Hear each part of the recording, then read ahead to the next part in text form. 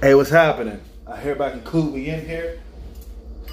Y'all know me, I got my bowl. I'm about to get my cereal on. Don't worry, I'm not going to start eating. Y'all some chunk.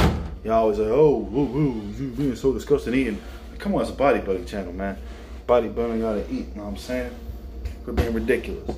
But I'm about to eat some cereal, so I really don't have an excuse to eat on camera today. But check it out. 212, man, because first off in the opening, Brandon Curry won, yada, yada, yada, rolling folded, messed up. Nobody came in shape. Hottie, did Hottie get cheated? Nah, Hottie did not get cheated. But Bonac was definitely, prejudging, Hottie definitely shook him up, though. Hottie had him shaking like leaves, man. Bonac was scared he was going to get third. And, hey, that's what happens when you come in a little bit off, a little bit downsizing your legs. He probably had an injury, and Hottie was consistent. Hottie looked like he was going to push Brandon, but Brandon had enough tools to fit Hottie out. Everybody's saying that Hottie got cheated and should have got first. You're wrong. Everybody's saying that Hottie should have got second. I see that, but you're wrong, because Bonac did just enough to hold him off when he came back for the night show. I would like to see how close they are. But Hottie got third place, in case y'all didn't know. That was the open. But in the 212. 212. Woo, Kamal El-Gargni, man. Let me tell you about my man Kamal. Kamal won his national title in his country, Libya. That's in North Africa, by the way. And I know that's not sub-Saharan Africa, so all y'all racists who like to think black people are stupid and idiots and say dumb stuff, you're going to have to just take this one and shove it up your butt. But he won his, there's an issue with the IFBB and the IFBB Pro League. I think Rafael Santor was pretty much, remember that? Before they had to split, I think like 2 years ago. And anyway, so Kamal was one of those people who wasn't getting his pro card. He earned his pro card pretty much 10 times. They were giving this man all this money in houses for winning the national contest, and they wouldn't give him a pro card. How, if somebody won a national contest 10 times, and that means they should have been a pro 10 times, you would be so upset if you lost to this guy, especially if you're the guy in second. Like, yo, he should be a pro. What do you got? Like, this isn't fair. Anyway, but yeah, so he wasn't getting his pro card, and that's of course a problem. 10 years this man wasn't getting it. He also won 6 other contests, like 6 other national or international contests that count as pro qualifiers, but they would not give this man a pro card. He should have been a pro 16 times, right? So Jim Manion, being the guy that he is, and I heard even that he did this for Lee Priest, because Lee Priest in Australia, they did the same thing with Lee Priest, but it just wasn't as bad. It was 3 years instead of like freaking 10 or whatever. But Jim Manion hooked him up, was like, look, yo, this man should be a pro, give him a pro card, quit with the fun and games. And that was a lot of beef they had with the Olympia. They were like, they got tired of it. So they was like, look, we split, and they put the NPC all over the place. All over the place. And now he was getting them pro cards. But anyway, so Kamal El-Gargni won the 212. And he looked so good doing it, no homo. But look, this dude had symmetry, conditioning, everything. Derek Lunsford was so worried about Hottie. I wonder if Hottie and Kamal got together and was like, hey, bro, which one do you do? Oh, you about to, this is your year because you think about retiring? All right, I'm going to hit this open real quick, give him the business. You go to 212, show him what's happening. And I think that's exactly what happened. So, yeah, that's how it went down. Derek Lunsford, man. I don't know if Derek Lunsford and Breon were sharing notes for prejudging, but yo, Derek Lunsford really dropped the ball. Like he really just was not caring or something. Because this dude showed up, nice, big, wide structure, no cuts, no definition, no nothing, man. It was like, I don't know what happened. I think that him and Breon was on that soap, that soap loading protocol when you just take a bunch of soap and you lay in an Epsom salt bath, and then you go and drink some salt water before you go ahead and jump on stage and do jumping jacks or something. I don't know what was going on with these two, but they definitely lost it for themselves. But Derek Lunsford, man, strong second place, bro. Strong second place. Kamal came out there looking perfect. It was clear from the jump that he was the winner. Sean Clarita added 10 pounds.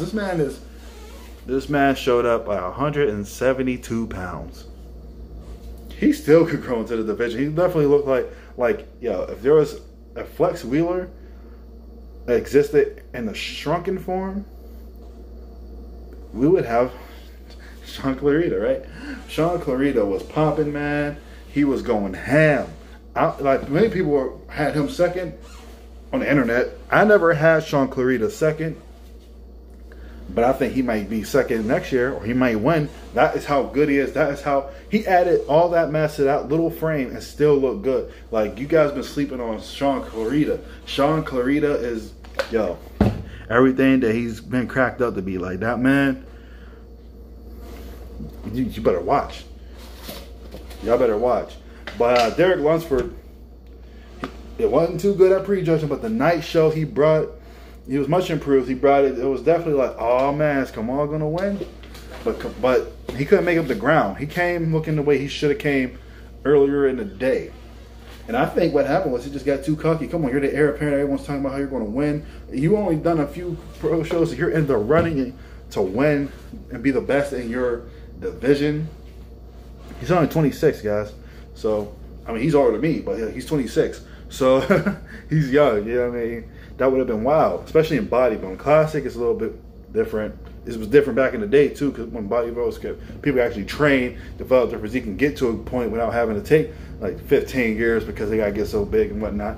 But, you know, you do what you got to do. I'm digressing.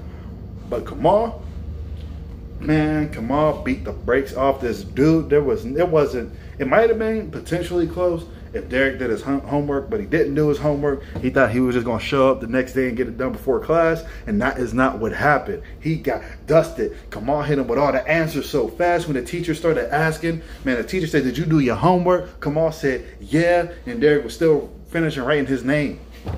That is how it happened. That is exactly how it happened. Go watch the footage. You will see that Kamal already had his hand up, and Derek was still writing on the paper. Still writing on the paper. Kamal looked great. Kamal was so gracious. Like he didn't even at one point. Bob Ciccarello had to take the mic off him. I think he wanted to say something to his country or something like that, inspire him or whatever. But he was talking so long. You know, English really isn't his first language, and so sometimes you don't either you don't get all the words out, or I think he was talking and not knowing what he was saying, because he definitely was saying a whole bunch of stuff at one time.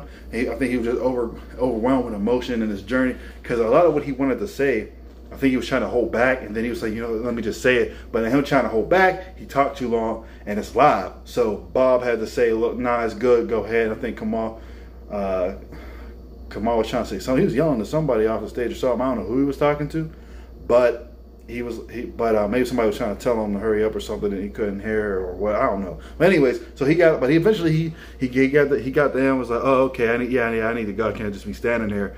So he waved and walked off, but he was so happy, so appreciative the entire time. He's probably still talking to fans, shaking hands and crying. And that's what's up, because he said, when I go back, man, my country's I'm gonna be like a superstar to my country. I know that, I mean, there's so much problem, conflict going on, but I'm gonna go in, and I think Jim Manion, I'm going to do something for the IFBB in my country. You know, when I go back, they're going to be celebrating. There's going to be people grieving. They're going to be in the streets, government, and all this and stuff. And this means a lot. A lot. So that was great. And just seeing, like, how just really his win, what it boils down to, it really shows. I've never heard anything bad about Jim Manion, which is wild. I heard bad things about J.M. Manion, but I've never heard anything bad about Jim Manion. Every time I hear Jim Manion speak, like, I heard bad stuff about other people in the industry, especially in the past, Wayne DeMilia. Like, who hasn't heard something bad about him? But like Jim Manion, every time somebody brings up his name, every time a competitor or anybody else in the industry brings up his name, it's a great story. And that really is a testament to, like, this man loves bodybuilding. And I actually found out that he competed. I didn't know that he really, like, competed. I thought he may have, but I didn't know that he did. So, like, he's really rooted in the sport, and he really cares. And Kamal, man, the fact that not even just one person, but the Jim Manion was going and cleaning up. When he found out he was actually getting people their pro cards, people that we didn't even realize should have been pros. He was making sure they got their pro cards when he found out about come on, that changed a lot of people's lives. Like just the two people I mentioned, Lee Priest, life completely changed. He got banned eventually, but life completely changed because Jim Manion said, "Hey, look, I quit playing with this man. Give him his pro card. He earned it." Kamal got his pro card. That changed his life. That changed everything. So that's just me talking about 212, talking about Kamal, talking about, well, commending Jim Manion and putting this out there just as a character witness. Jim Manion is definitely a sincere guy. I've never heard anything bad about him in all these years. Never heard a single. Well, now there's probably gonna be people commenting now, like, "Oh, one time I seen Jim Manion at McDonald's and he didn't give me 10 cents," something stupid. But like, I haven't heard anything bad about him. So that's what's up. Salute on the win. Congratulations, Kamal, if you should see this. And yeah, Derek Lunsford, try it next year. I mean, your time's coming, but don't underestimate the competition and stay hungry. Till then, how you gonna act?